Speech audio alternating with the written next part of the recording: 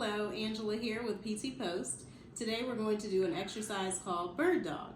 Bird Dog is a great exercise for your core, great exercise if you're looking to strengthen your lower back, and also get you a nice elongating stretch type exercise for the spine. So you want to get on your hands and your knees and make sure you have a nice soft cushioned surface underneath you, especially for your knees. So I have carpet underneath me as well as a nice exercise mat. So the key to this exercise is you're working opposite arm, opposite leg. So I'm going to start with my left arm and my right leg, and you're going to have to balance on the opposite hand and leg that you're not using.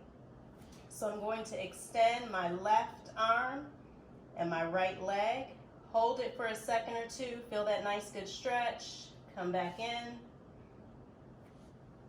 out, nice stretch. So you're lengthening your body as well as strengthening. And after 10 to 15 on this side, then you'll switch to the other side. Now my right arm and my left leg. Stretch, back in place.